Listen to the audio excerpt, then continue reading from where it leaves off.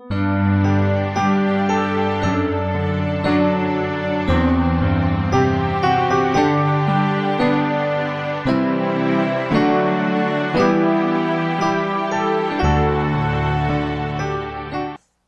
주시는 하나님의 말씀 사도행전 4장 16절부터 22절까지 말씀입니다. 이 사람들을 어떻게 할까? 그들로 말미암아 유명한 표적 나타난 것이 예루살렘에 사는 모든 사람에게 알려졌으니 우리도 부인할 수 없는지라. 이것이 민간에 더 퍼지지 못하게 그들을 위협하여 이후에는 이 이름으로 아무에게도 말하지 말게 하자 하고 그들을 불러 경고하여 도무지 예수의 이름으로 말하지도 말고 가르치지도 말라 하니 베드로와 요한이 대답하여 이르되 하나님 앞에서 너희의 말을 듣는 것이 하나님의 말씀을 듣는 것보다 옳은가 판단하라. 우리는 보고 들은 것을 말하지 아니할 수 없다 하니 관리들이 백성들 때문에 그들을 어떻게 처벌할지 방법을 찾지 못하고 다시 위협하여 놓아 주었으니 이는 모든 사람이 그 된 일을 보고 하나님께 영광을 돌림이라. 이 표적으로 병 나은 사람이 40여 세나 되었더라. 아멘. 항상 예수님과 동행하심으로 승리하시기를 축원합니다. 요즘 우리에게 중요한 것은 마음을 지키는 것입니다. 하나님께서 우리에게 주신 지혜는 마음을 지키는 것이라 말씀해요. 잠언 4장 23절에 모든 지킬 만한 것 중에 더욱 내 마음을 지키라. 생명의 근원이 이에서 남이니라. 이 말씀을 항상 기억해야 합니다. 마지막 때를 살고 있는 이때에 마음을 지키는 것이 아주 중요해요. 마음을 지키지 못하면 많은 것들을 가진 것 같아도 한순간에 넘어지게 됩니다.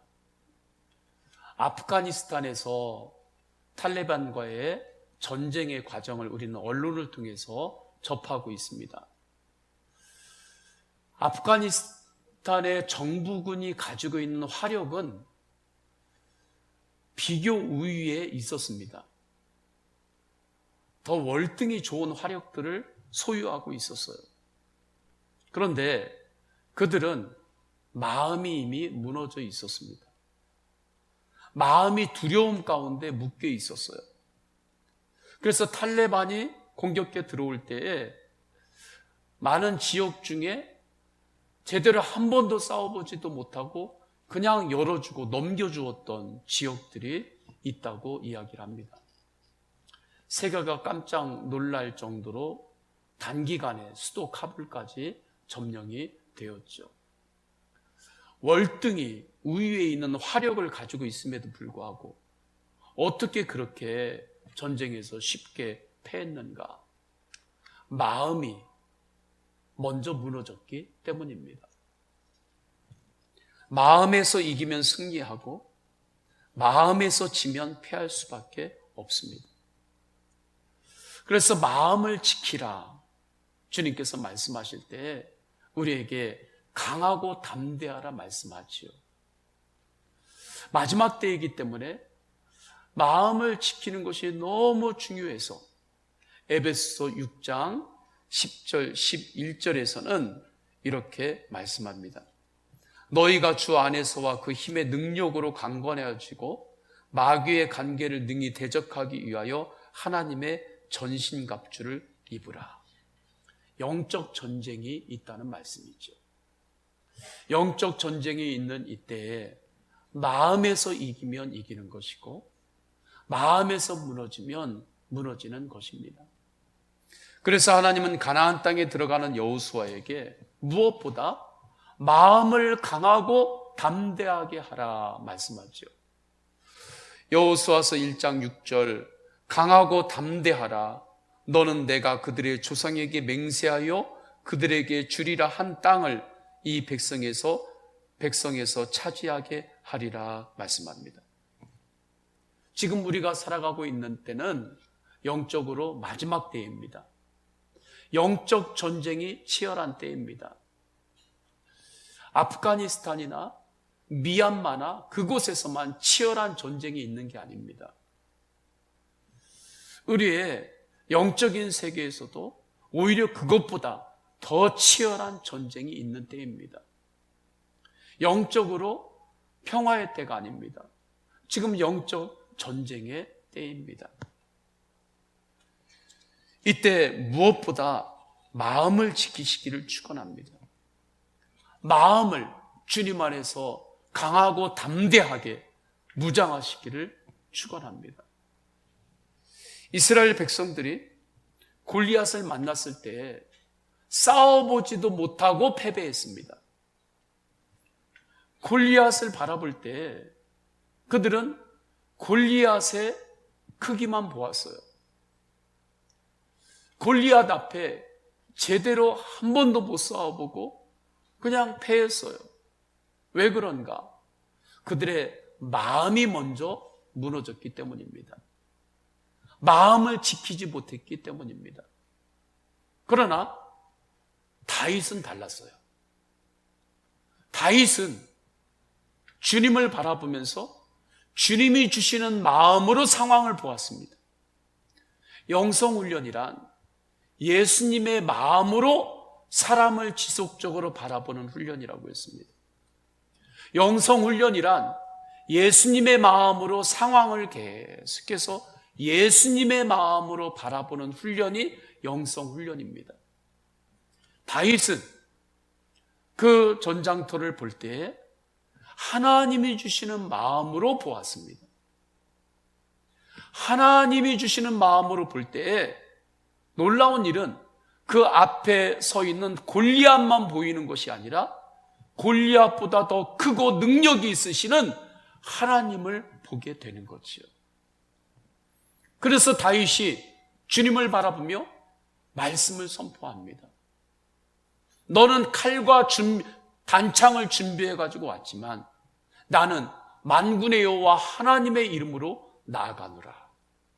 그리고 하나님을 바라보며 물맷돌을 던졌을 때 골리앗이 넘어갔습니다.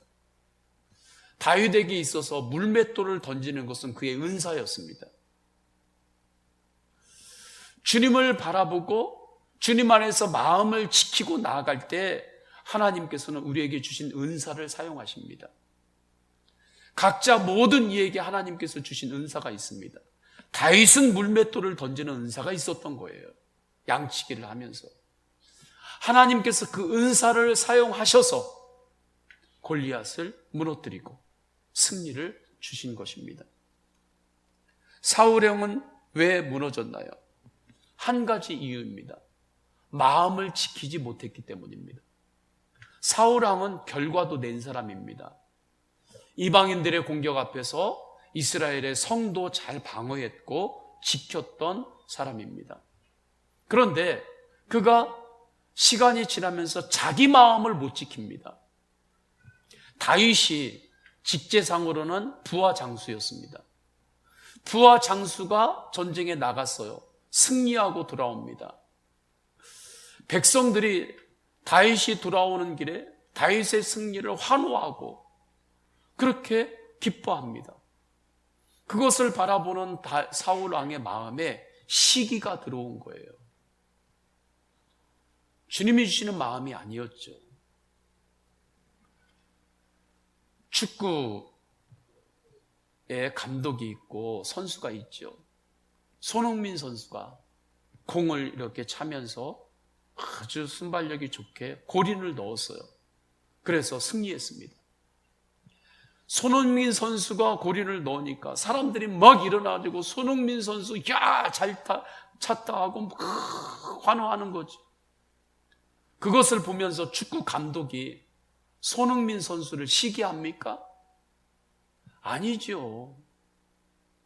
손흥민 선수가 골을 넣어가지고 승리하는 게 바로 감독 자기의 승리인데 어떤 감독이 그 선수가 골인을 잘 넣었다고 사람들이 환호할 때 그걸 시기합니까?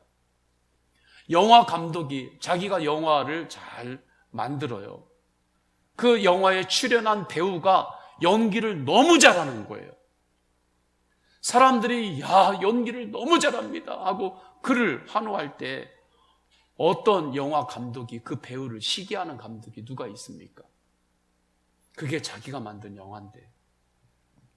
그런데 사울왕은 자기의 부하 장수가 나가서 승리하고 돌아왔는데 백성들이 다윗을 환호하니까 다윗을 시기하는 거예요. 그 시기에 처음 불을 꺼뜨리지 못하니까 그 불이 더 커지는 거죠. 그러니까 이제 미워지는 거예요. 시기의 불이 처음에 다스림 받지 못하고 그때를 두고 커지면 처음에는 시기지만 그 다음에 미워지는 거예요.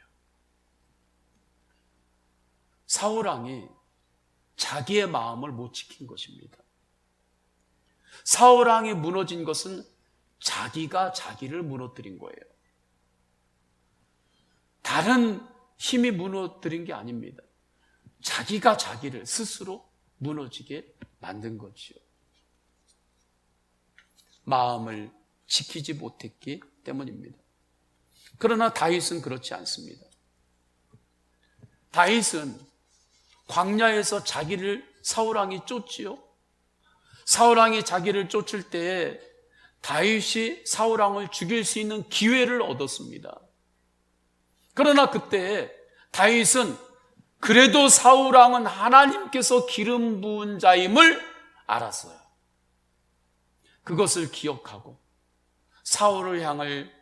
왕을 향한 심판은 하나님께 맡깁니다. 그리고 돌아섭니다.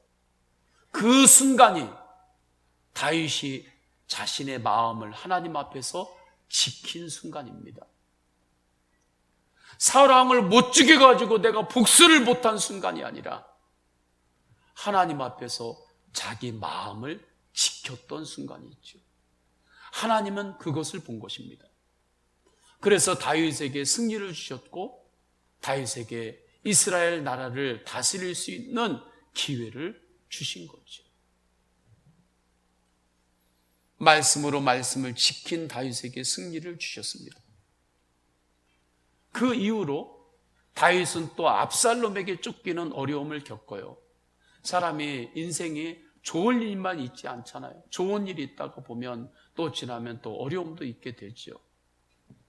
압살롬에 쫓기게 돼요.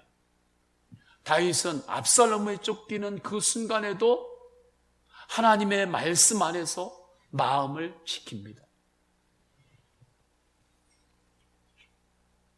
그렇게 마음을 지키면서 선포한 말씀이 시편 27편 1절 14절이에요.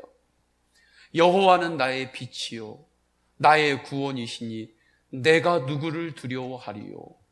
여호와는 내 생명의 능력이시니 내가 누구를 두려워하리요. 너는 여호와를 기다릴지어다. 강하고 담대하여 여호와를 기다릴지어다. 다윗의 이 선포는 믿음의 고백이요 믿음의 선포입니다. 하나님이 나의 빛이십니다. 하나님이 나의 구원이십니다. 하나님이 나의 생명이십니다. 주님 앞에 이렇게 선포하면서 고백하면서 하나님 앞에서 그 어려운 순간에 압살롬에게 쫓기는 그 순간에도 마음을 지키고 하나님 말씀 안에서 마음을 강하고 담대함으로 무장하는 것입니다. 그런데 시편 27편 14절에 인칭이 이상한 것 같죠? 다윗이 지금 믿음으로 선포하는데 너는 하나님을 바라보라 강하고 담대하라. 너는 여호와를 기다릴지어다. 강하고 담대하여 여호와를 기다릴지어다. 이렇게 말씀합니다. 본인이 지금 선포하는데 너는 하나님을 기다릴지어다. 하나님을 기다려라. 너는 강하고 담대하라. 이렇게 선포합니다. 무슨 뜻입니까? 다윗이 지금 자기 영혼에게 자기가 자기 속사람에게 선포하는 것입니다. 자기가 자기 속사람에게 들리게 하는 것입니다. 너는 강하고 담대하라. 하나님 바라보며 마음을 지켜라. 정말 다윗은 말씀으로 마음을 지키는 것이 무엇인지 분명히 알았던 사람입니다. 말씀으로 마음을 지키는 것이 무엇인지 깨달았던 사람이죠. 하나님은 그 중심을 보셨고 다윗을 보호하셨습니다. 지켜주셨습니다. 승리케 하셨습니다. 마음을 지키시기를 축원합니다. 마음을 지키세요. 그런데 우리의 마음을 무엇으로 지킬 수 있습니까? 하나님의 말씀으로 지키는 것입니다. 하나님의 말씀이 나의 빛이요, 하나님의 말씀이 나의 생명이요, 하나님의 말씀이 나의 구원이십니다. 이 믿음 안에서 말씀만이 우리의 마음을 지킬 수 있습니다. 말씀의 빛 앞에 서면 영적인 여정을 우리가 걷잖아요. 영적인 여행을 하는 거죠. 그때 내 영혼이 지금 어디에 머물러 있는지 알게 됩니다. 말씀은 빛이시기 때문입니다. 빛으로 나오시기를 축원합니다. 빛으로 나오세요. 우리 성도님들은 하나님 안에서 영적 여정을 누구나 다 가게 되는데 지금 여러분들은 어디에 머물러 있나요? 혹시 머물러서는 안 되는 곳에, 그곳에 지금 여러분의 영혼이 머물러 있지는 않나요? 영성 훈련을 할 때 성찰 질문이라고 하는 질문이 있습니다. 그 중에 하나를 소개하면 이런 내용이에요. 무엇이 당신의 마음의 문을 열게 합니까? 무엇이 당신의 마음을 닫게 합니까? 그 무엇을 하나님 앞에 가지고 나와 하나님 앞에서 깊이 대화해 보십시오. 그것입니다. 우리 성도님들은 무엇이 여러분의 마음을 열게 해줍니까? 무엇이 여러분의 마음을 딱 닫아버리게 합니까? 그 무엇이 무엇입니까? 그것을 가지고 하나님 앞에 나와 하나님과 대화하세요. 하나님 말씀 앞에 나오세요. 빛으로 나오세요. 그때 우리는 주님의 말씀 안에서 깨닫게 되는 것입니다. 말씀은 빛이시기 때문입니다. 빛으로 나오세요. 어둠 가운데 있으면 계속 분별이 안 돼요. 빛으로 나오면, 그러면 분별이 됩니다. 어떤 마음을 지켜야 되는지. 그래서 시편 119편 130절에 주의 말씀을 열면 빛이요 우둔한 사람들을 깨닫게 하나이다. 시편 119편 105절 주의 말씀은 내 발의 등이요 내 길의 빛이니이다 말씀하죠. 말씀으로 마음을 지키시기를 축원합니다. 말씀으로 마음을 강하고 담대하게 무장하시기를 축원합니다. 세상이 점점 복잡해지면서 지켜야 될 게 점점 많아지는 것 같죠? 내 명예도 지켜야 되겠고, 내 자존심도 지켜야 되겠고, 내 경력도 지켜야 되겠고, 여러 인간 간의 관계도 지켜야 되겠고, 내 소유도 지켜야 되겠고, 물질도 지켜야 되겠고, 지켜야 될 게 점점 많아지죠. 그러나 아무리 다른 것들을 다 지키려고 애쓴다 할지라도, 아무리 독하게 살면서 그것을 지킨다 할지라도 하나님 앞에서 마음을 지키지 못하면 그 모든 것들을 다 잃어버리게 되는 것입니다. 하나님 말씀으로 마음을 지키시기를 축원합니다.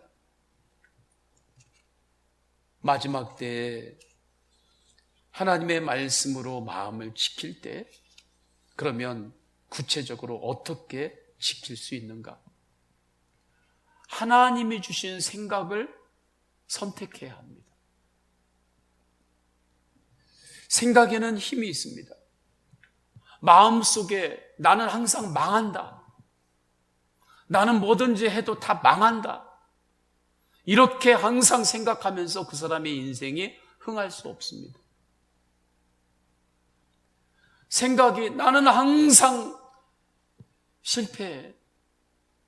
나는 항상 실패해. 그러면서 승리자로 살 수 없는 것입니다. 마가복음 9장에 보면 귀신 들린 아들의 치유를 갈망하면서 예수님께 나오는 아버지의 이야기가 있어요. 그가 예수님께 나오긴 나오는데 어떤 생각을 가지고 나오냐면, 예수님 혹시 치유하실 수 있나요? 예수님 만약에 하실 수 있다면 그러면 좀 도와주면 안 되나요? 이런 생각을 가지고 예수님께 나옵니다. 그때 예수님께서 귀신 들린 그 아들의 아버지에게 이렇게 말씀하십니다. 할 수 있거든이 무슨 말이냐? 믿는 자에게는 능하지 못할 일이 없느니라. 할 수 있거든이 무슨 말이냐? 믿는 자에게는 능치 못할 일이 없느니라. 왜 예수님께서 이 말씀을 하신 것입니까? 그 사람의 생각을 바꿔주기 위함입니다. 생각이 안 바뀌면 당장 그 자리에서 치유를 받을 수 있을지 몰라요. 그 자리에서 당장은 귀신이 떠나갈 수 있어요. 그러나 또 돌아가면, 옛날로 또 돌아가면, 귀신이 또 미혹하면 또 귀신에게 틈을 내주게 되는 거예요. 옛날로 돌아가면, 생각은 하나도 안 바뀌고 그냥 돌아가면, 그러면 또 귀신의 미혹에 그냥 또 넘어가기 때문에 그래요. 그래서 예수님께서 그에게 말씀을 주시는 거죠. 할 수 있거든이 무슨 말이냐? 믿는 자에게는 능치 못함이 없느니라. 이때 이 아버지가 깨닫습니다. 주님 앞에 엎드립니다. 주님, 제가 믿음이 없었습니다. 믿음 없는 저를 도와주소서. 그러면서 주님께서 주신 말씀으로 자기의 생각을 바꾸는 거예요. 예수님이 주신 말씀으로 생각을 바꾸는 거예요. 그때 그곳에 기적이 일어났고 치유가 일어난 것입니다. 영적 전쟁에서 승리한 거지.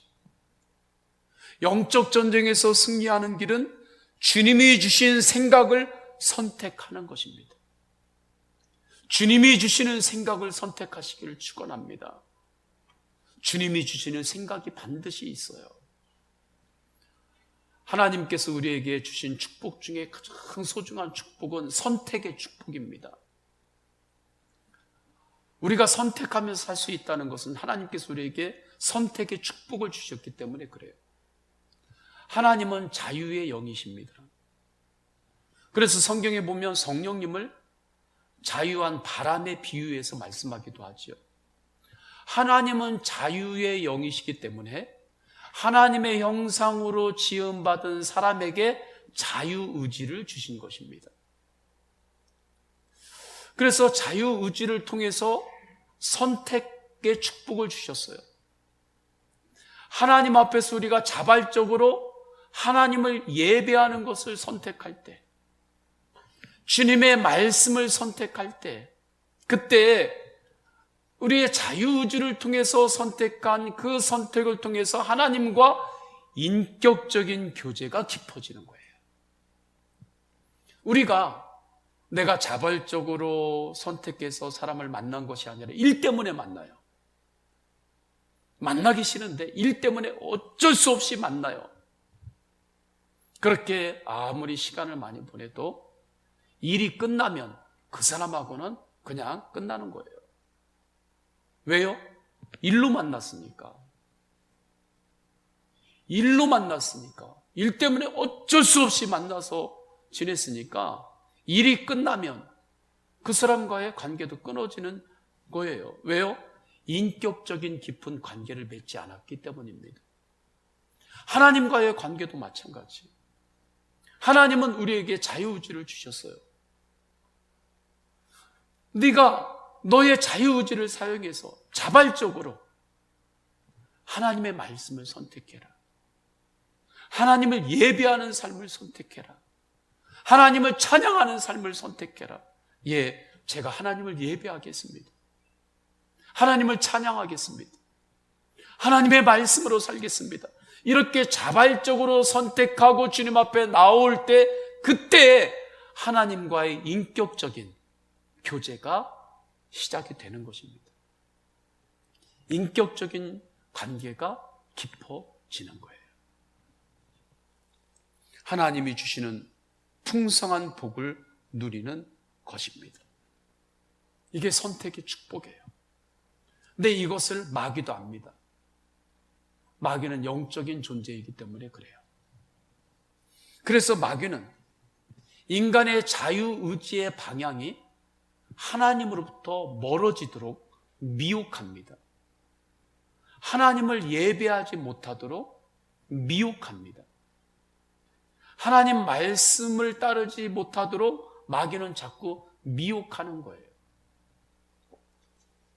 이를 위해서 마귀는 우리의 생각에 마귀의 생각을 넣어주는 거죠.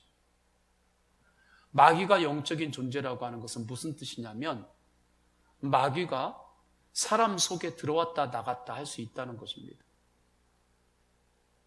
사람 생각에 들어왔다 나갔다 할 수 있는 존재라는 것입니다. 우리는 육신이 있기 때문에 내 육신으로 내 손이 사람 속에서 들어갔다 나갔다 안 되잖아요. 그러나 마귀는 영적인 존재이기 때문에 사람 속에 들어왔다 나갔다 할 수 있어요. 생각에 들어왔다 나갔다 할 수 있어요. 요한복음 13장 2절을 보면 알 수 있습니다. 마귀가 벌써 시몬의 가룟 유다의 마음에 예수를 팔려는 생각을 넣었더라. 이 말씀 잘 기억해야 돼요. 요한복음 13장 27절에 사탄이 그 속에 들어간지라. 사탄이 그 속에 들어간지라.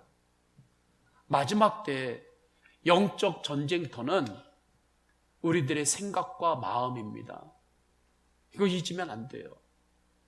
정말 아프가니스탄이나 미얀마나 그러한 곳에서 치열한 전쟁이 일어났죠. 오히려 그것보다 더 치열한 전쟁이 지금 모든 이들의 생각과 마음 안에서 일어나는 거예요. 그것이 영적 전쟁입니다. 그래서 우리는 여러 생각 중에서 하나님이 주시는 생각을 선택해야 합니다. 언제나 한 상황이 일어날 때 우리는 여러 생각이 있게 돼요. 그 생각 중에 반드시 하나님이 주시는 생각이 있습니다. 그 생각을 선택하는 거예요. 그리고 그 생각을 마음에 품으시기를 축원합니다. 기도로 마음에 품는 거예요. 그러면 그 생각이 실제가 되고 축복이 되는 것입니다. 사람이 마음에 아무거나 품으면 안 돼요. 여러분 마음에 아무거나 품지 마시기를 축원합니다. 아무거나 품으면 안 돼요. 하나님이 주시는 생각을 선택하세요. 하나님이 주시는 생각을 마음에 품으세요. 그러면 그 생각과 말씀이 나의 인생이 됩니다. 이것이 말씀으로 마음을 지키는 것입니다. 그런데 이것이 내 마음대로, 내 생각대로 잘 안 돼요. 머리로는 알고 있어도 잘 안 돼요. 이것이 인간의 한계입니다. 또한 인간은 죄인이기 때문에 때로는 마귀가 주는 생각을 내가 선택하면서 살아요. 그렇게 살아온 적이 얼마나 많이 있나요? 그렇게 살아왔던 적들이 많이 있잖아요. 인간이 죄인이라 마귀가 주는 생각을 내가 선택하는 거예요. 선택하는 것도 안 좋은 건데 어떤 이는 그 생각을 마음에 품고 살아요. 그러면 절단 나는 거예요. 우리가 여러 가지 생각이 왔다 갔다 할 수는 있어요. 정보로서 왔다 갔다 할 수는 있어요. 그러나 아무 것이나 아무 생각이나 선택해서 그것을 마음에 품으면 안 돼요. 아무거나 마음에 품으면 안 돼요. 아무 생각이나 마음에 품으면 안 돼요. 예수님을 바라보며 주님이 주시는 마음을, 생각을 품으시기를 축원합니다. 그런데 이것이 내 마음대로 안 되기 때문에 더욱 우리가 예수님을 바라보아야 하는 거죠. 예수님을 바라보면 주님이 주시는 생각을 분별할 수가 있어요. 말씀은 빛이시니까. 그래서 빛으로 나와야 하는 거예요. 주님 주신 생각을 선택하면 바라크의 복을 누릴 수 있습니다. 기적을 체험합니다. 본문의 상황이 그렇습니다. 베드로는 예수님의 십자가를 보았어요. 부활하신 예수님을 만났습니다. 하나님 나라 말씀을 받았어요. 천국과 지옥이 실제하는 곳인 것을 깨닫게 되었습니다. 오순절 다락방에서 기도할 때 성령 세례를 받았습니다. 베드로는 변했습니다. 베드로가 다락방 문을 열고 나아가 예루살렘 성에 있는 이들에게 나아가 예수님이 구원이십니다. 예수님이 빛이십니다. 예수님이 우리의 생명이십니다. 예수님께서 우리를 천국으로 인도하십니다. 예수님의 복음을 전합니다. 예수님의 복음을 전할 때, 말씀을 선포할 때 놀라운 일이 일어나죠. 성전 미문에 나면서부터 걷지 못했던 이도 일어납니다. 오늘 말씀의 마지막 절에 그의 나이가 40여 세라고 말씀하고 있으니까, 그러니 나면서부터 걷지 못했던 이가 근 40년간을 그렇게 지냈던 거예요. 그런데 예수 이름으로 일어나 걸으라, 주님의 말씀이 선포가 될 때 그가 일어났습니다. 주님의 말씀이 선포가 될 때 남자만 5,000명이 되는 사람들이 예수님을, 나도 예수님 믿겠습니다, 나도 예수님 믿으면서 살겠습니다, 그렇게 고백하며 구원받는 놀라운 부흥의 역사가 일어났습니다. 정말 강력한 부흥이고 하나님께서 하늘의 축복을 부어주시는 거죠. 사도행전 4장 4절에 말씀을 들은 사람 중에 믿는 자가 많으니 남자의 수가 약 5,000이나 되었더라. 이 모든 일이 얼마나 복된 일입니까? 그런데 사람이 내가 잘 되잖아요. 그것을 사람들이 다 좋아하는 게 아니에요. 내가 잘 되는데 그것을 좋아하지 않는 사람들도 있단 말이죠. 베드로를 통해서 그 하나님의 그 축복이, 부흥이 그곳에 임하는데 그것이 싫은 거예요. 그게 싫은 거예요. 그 회복이 싫은 거예요. 걷지 못했던 이가 일어나는 그 회복의 축복이, 그걸 싫어하는 사람들이 있는 거예요. 대제사장, 바리새인들, 사두개인, 로마의 관원들이었습니다. 그래서 베드로를 잡아들이죠. 베드로를 위협합니다. 베드로의 마음을 흔듭니다. 베드로의 감정을 흔듭니다. 베드로가 예수님을 바라보지 못하게 합니다. 자신들이 가지고 있는 모든 것을 동원해서 예수님과 동행하는 믿음의 삶을 걷지 못하도록 흔드는 거예요. 감정을 흔들고 생각을 흔들고 막 흔드는 거죠. 바리새인들이. 17절 18절 말씀입니다. 우리 17절 18절을 다 함께 읽겠습니다. 시작. 이것이 민간에 더 퍼지지 못하게 그들을 위협하여 이후에는 이 이름으로 아무에게도 말하지 말게 하자 하고 그들을 불러 경고하여 도무지 예수의 이름으로 말하지도 말고 가르치지도 말라 하니. 마귀가 관원들과 바리새인들을 통해서 베드로의 마음을 흔드는 것입니다. 자신들이 주는 생각을 선택하게 합니다. 믿음 없는 생각을 선택하고 믿음 없는 생각을 마음에 품게 만드는 거죠. 그것을 위해서 위협하는 거예요. 이 순간이 베드로에게 영적 전쟁의 순간입니다. 그러나 이번에는 베드로가 영적 전쟁에서 승리합니다. 예전에는 베드로가 영적 전쟁에서 패했어요. 예수님의 십자가를 향하여 예수님이 나아갈 때 여종이 베드로를 향하여 말할 때 그 말 한마디에 베드로가 마음을 못 지켰습니다. 그래서 예수님을 부인했습니다. 예수님을 저주까지 했습니다. 예수님께 등을 돌렸습니다. 믿음 없이 사는 것이 내가 사는 길이다. 그렇게 생각한 거죠. 그러나 이제 베드로가 변화됐죠. 이제 베드로에게는 말씀의 확신이 있습니다. 내가 세상 끝날까지 너와 항상 함께하리라. 내가 곧 길이요 진리요 생명이라. 주님의 말씀에 대한 확신이 베드로에게는 있는 거예요. 이 말씀이 베드로의 마음을 지킵니다. 그래서 이번에는 베드로가 영적 전쟁에서 승리해요. 대제사장 관원들, 바리새인, 사두개인들이 베드로를 에워싸서 공격하고 위협하고 흔들어대는 그 상황에서도 베드로는 주님을 바라보며 마음을 지킵니다. 마음을 강하게 합니다.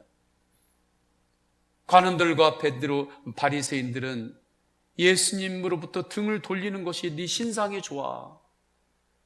하나님께 예배 안 드리는 것이, 하나님을 찬양하지 않고 말씀으로부터 그냥 떠나서 네가 주인 되어 사는 것이, 그것이 네 신상이 훨씬 좋은 것이야. 너한테 이익이야. 그렇게 이야기하는 거죠. 그러나 베드로는 그 생각을 선택하지 않았습니다. 자유의지를 통해서 그 생각을 선택하지 않았어요. 그 생각을 품지도 않았습니다. 오직 하나님이 주시는 생각을 택합니다. 오직 예수, 오직 믿음으로 마음을 지켰습니다. 치열하게 마음을 지킨 것입니다. 상황을 믿음의 눈으로 본 거죠. 상황을 믿음의 눈으로 본 거예요. 상황을 믿음의 눈으로 보세요. 할렐루야. 그러면 다르게 보여요. 그때 믿음의 입이 열립니다. 19절, 20절 말씀이에요. 우리 다 함께 읽겠습니다. 시작. 베드로와 요한이 대답하여 이르되 하나님 앞에서 너희의 말을 듣는 것이 하나님의 말씀을 듣는 것보다 옳은가 판단하라. 우리는 보고 들은 것을 말하지 아니할 수 없다 하니 아멘. 베드로는 너희의 말을 너희의 생각을 내가 선택하지 않겠다. 하나님이 주시는 말씀을 내가 택하고 하나님이 주시는 말씀을 내가 마음에 품겠다라고 말씀을 선포합니다. 그때 놀라운 일이 일어납니다. 베드로가 풀려납니다. 하나님께서 영광을 받습니다. 이 놀라운 은혜와 축복이 임할 때 베드로 안에 작동된 거룩한 영적 원리는 무엇이었을까요? 지금 이 놀라운 하나님의 역사가 일어나고 있을 때 이때 베드로 안에 지금 작동되고 있는 그 영적 원리가 무엇이었는가? 하나님이 주시는 생각을 선택한 것입니다. 하나님이 주시는 생각을 선택하세요. 그 생각을 마음에 품으세요. 아무 생각이나 마음에 품지 마세요. 그 사람이 복 있는 사람입니다. 그에게는 평안이 임해요. 회개가 임합니다. 승리가 임합니다. 감사가 임합니다. 관원들과 바리새인들에게 둘러싸인 베드로가 영적으로 보면 다니엘이 사자굴에 던져지는 것과 같은 상황입니다. 다니엘이 사자굴에 던져질 때 만약에 다니엘이 마음을 하나님 앞에서 지키지 못했으면 사자굴에 떨어지기도 전에 다니엘은 이미 절단이 났을 거예요. 그런데 다니엘은 하나님을 바라보고 사자굴에 떨어지는데도 불구하고 하나님 앞에서 마음을 지킵니다. 하나님께서 그 중심을 보시고 사자굴 속에서도 다윗을 상하지 않게 보호하셨습니다. 다니엘을 건져 주셨습니다. 그를 통해 하나님께서 영광을 받으셨습니다. 베드로도 그렇습니다. 그래서 21절에 그들을 어떻게 처벌할지, 그들은 베드로와 요한 사도들을 말하죠. 어떻게 처벌할지 방법을 찾지 못하고 다시 위협하여 놓아 주었으니 이는 모든 사람이 그 된 일을 보고 하나님께 영광을 돌림이라 말씀하죠. 이 말씀을 통해 깨달을 수 있는 것은 무엇입니까? 말씀으로 마음을 지키는 두 번째 중요한 방법은 나의 시선을 나에게서 주님께로 돌리는 것입니다. 이것이 말씀으로 마음을 지키는 중요한 영적인 원리입니다. 시선을 나에게로만 향하면 마음을 지킬 수 없습니다. 시선을 자꾸 과거와 나의 아픈 것만 보고 내 상처만 계속해서 바라보고 있으면 누구라도 마음을 지키기 어렵습니다. 그러나 예수님을 바라보며 주님을 향할 때 주님께서 우리의 마음을 지켜주십니다. 마귀의 생각이 들어왔다 나갔다 한다고 했잖아요. 마귀는 영적 존재이기 때문에 마귀는 사람 속에 들어왔다 나갔다 할 수 있는 존재예요. 그런데 마귀가 마음 속에 들어와요. 생각 속에 이렇게 들어와요. 들어와서 봤는데 이 사람 마음 안에 예수님이 주님으로 계세요.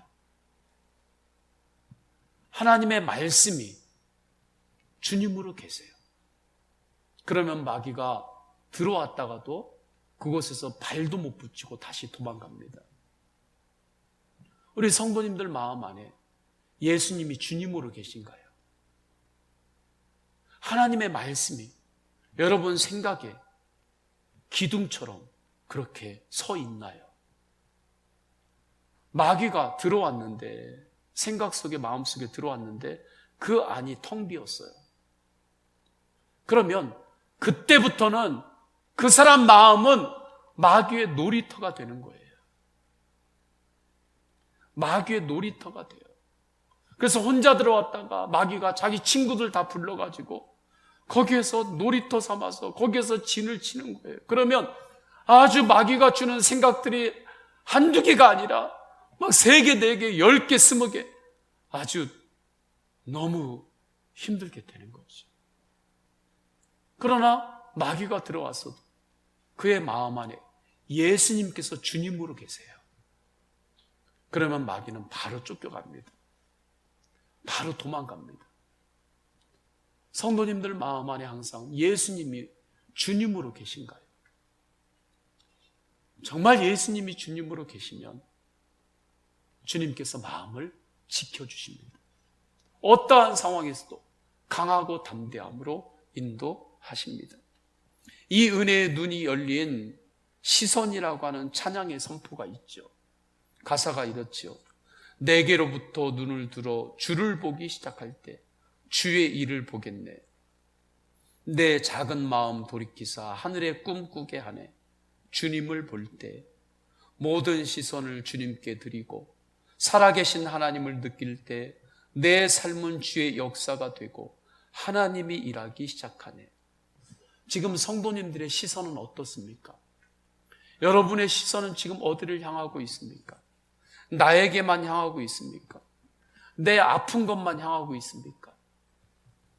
나를 위해 물과 피를 다 쏟으신 주님의 십자가의 사랑을 향하고 있습니까? 사망 권세를 이기시고 부활하신 부활의 예수님을 향하고 있습니까? 죽을 것 같은 문제도 십자가를 바라보면 해결됩니다. 나는 죽고 예수로 사는 복음 안에서 해결되는 거예요.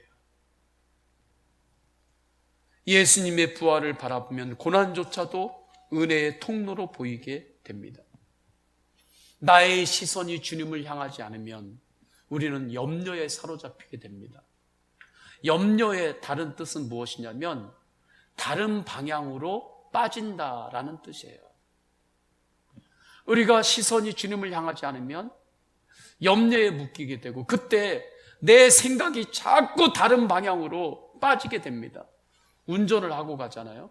운전을 할 때 잘 열려진 그 도로를 따라서 이렇게 운전을 잘 하면서 가야 되잖아요. 그런데 내가 운전을 하는데 내 운전하는 차를 가지고 자꾸 옆에 도랑으로 논두렁으로 방향을 자꾸 바꿔가지고 밖에 방향이 자꾸 틀어져서 그 논두렁으로 갖다 막 박는 거죠. 그 도랑으로 자꾸 내 차가 그 방향으로 막 들어가서 가는 거죠. 그러면 안 되잖아요. 도로 난길을 통해서 잘 가야죠. 염려에 우리가 시선을 주님을 바라보지 않으면 염려를 통해서 내 생각의 방향이 자꾸 사단의 미혹 가운데 자꾸 빠지게 되고 그쪽으로 자꾸 가는 거예요. 자동차가 자꾸 논두렁으로 가는 것처럼. 그런데 물론 우리의 염려 가운데는 내가 감당하기 힘든 짐들이 있습니다.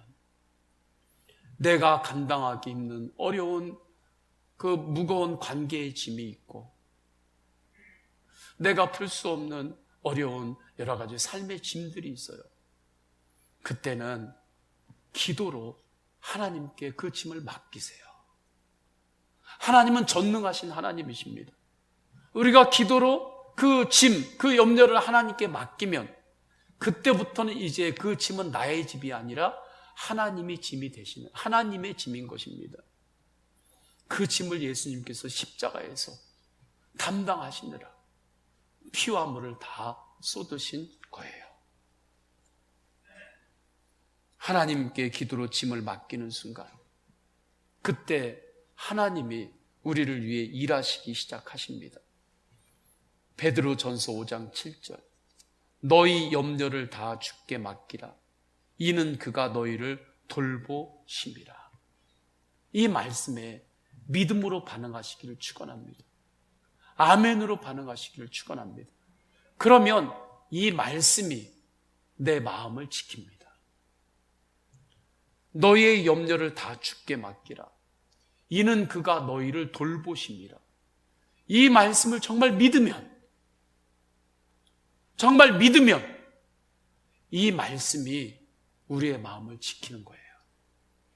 그리고 어떠한 염려가 와도 이 말씀이 우리의 마음을 강하고 담대하게 무장시키는 것입니다.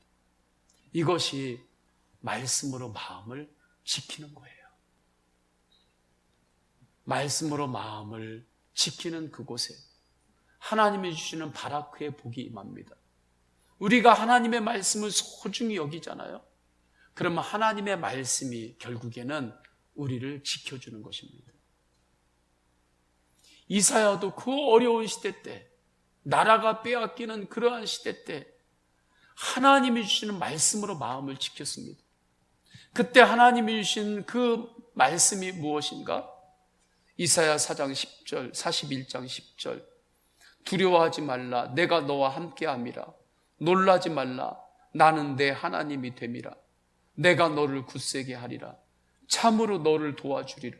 참으로 나의 의로운 오른손으로 너를 붙들리라. 이 말씀으로 내 생각을 바꾼 거예요, 이사야가. 그때 이 말씀이 그의 마음을 지켰고, 그래서 그 때에 하나님이 주시는 복으로 이사야가 살았던 것입니다. 우리 다 함께 찬양하십니다. 다 함께 찬양하실 때 믿음은 내게로부터 눈을 들어서 주님을 보기 시작하는 것이 믿음의 시작입니다. 우리 다 함께 찬양하십니다.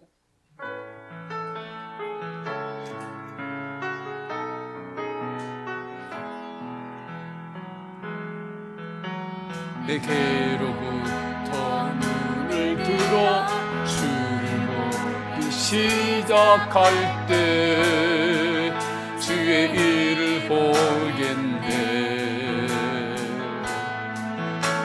내 작은 마음 돌이키사 하늘에 꿈꾸게 하네. 주님을 볼 때 모든 시선을 주님께 드리고 살아계신 하나님을 느낄 때 내 삶은 주의 역사가 되고 하나님이 일하기 시작하시네. 모든 시선을 주께 드리고 모든 시선을 주님께 드리고 살아계신 하나님을 느낄 때 내 삶은 그의 역사가 되고 하나님이 일하기 시작하네. 우리 다 함께 기도하십니다. 말씀으로 마음을 지키며 영적 전쟁에서 승리하게 하소서. 시선을 예수님께로 향해야 합니다. 스포츠에서도 시선이 중요하다고 말합니다. 차 하나 한 대 운전할 때에도 앞을 똑바로 보라고 말합니다. 우리의 인생을 살아갈 때 마지막 때의 영적 전쟁의 시대에 우리가 말씀으로 마음을 지키는 것은 오직 나의 시선이 주님을 향하는 것입니다. 오늘 말씀 붙들고 기도할 때 하나님이 주시는 생각을 선택하고 기도로 그 생각을 마음에 품겠습니다. 우리 다 함께 통성으로 기도하십니다. 할렐루야. 하나님 아버지 주님께서 인도하여 주셔서 말씀으로 마음을 지키며 영적 전쟁에서 승리하게 하소서. 하나님, 치열한 영적 전쟁이 우리의 마음과 생각 가운데서 그것이 영적 전쟁터임을 항상 잊지 않고 하나님이 주시는 생각을 선택하고 기도로 그 생각을 마음에 품게 하소서. 아무 생각이나 마음에 품지 않게 하소서. 아무 생각이나 마음에 품지 않게 하시고 하나님이 주시는 생각이 있는데 하나님이 주시는 생각을 선택하겠습니다. 하나님이 주시는 생각을 마음에 품겠습니다. 하나님 아버지, 그렇게 주님 인도하소서. 그렇게 마음을 지키며 나아갈 때 강하고 담대함으로 무장시켜 주시고 그 위에 하나님이 주시는 바라크의 복으로 역사하소서. 모든 것이 합력하여 선이 이루어지는 은혜로 주님 인도하여 주옵소서. 주님 인도하소서. 우리 한 번 더 기도하십니다. 한 번 더 기도할 때 시선을 나에게서 예수님께로 향하게 하소서.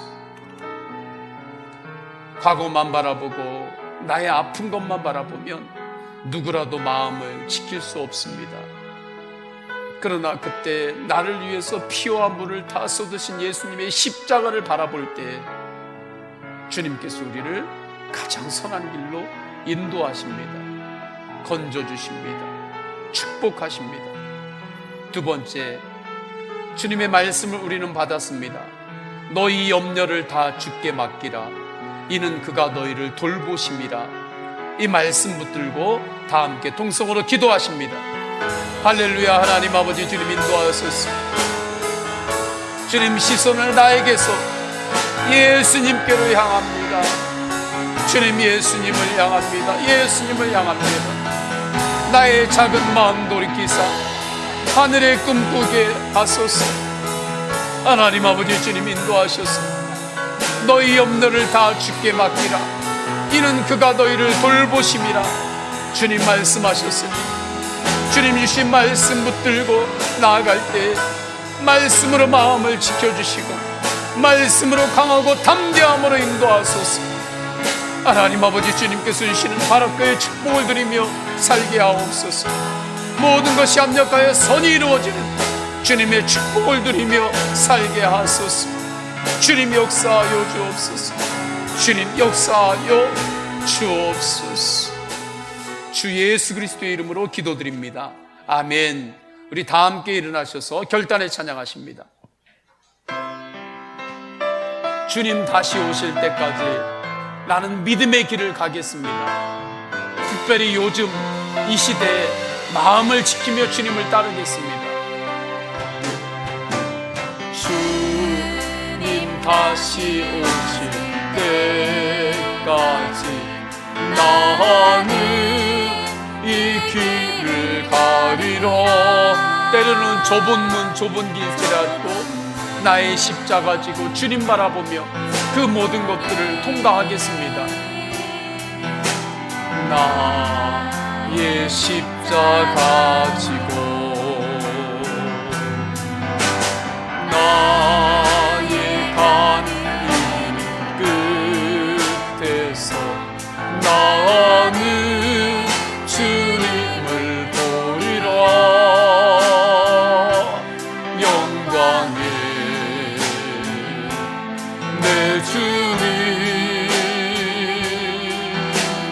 나를 맞아준 주님 다시 오실 때까지 주님 다시 예수님으로 일어나겠습니다.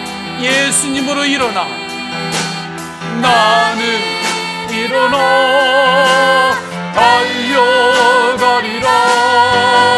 주의 영광 온 땅 덮을 예수님으로 일어나 나는 일어나 노래 전심으로 고백합니다. 네, 사모하는 예수님, 사모하는 주. 우리 두 손 들고 고백할까요? 온 세상 부두시 내 사모하는 주님, 내 사모하는 주님, 영광의 왕이시라. 아멘. 성부, 성자, 성령 삼위일체 하나님의 사랑과 은혜와 감화 감동하심이 하나님이 주신 생각을 선택하고 마음에 품으며 주님 바라보며 담대하게 세상을 향하여 나아가는 모든 예배자들 머리 위에 지금부터 영원까지 함께 하시기를 간절히 축원하옵나이다. 아멘.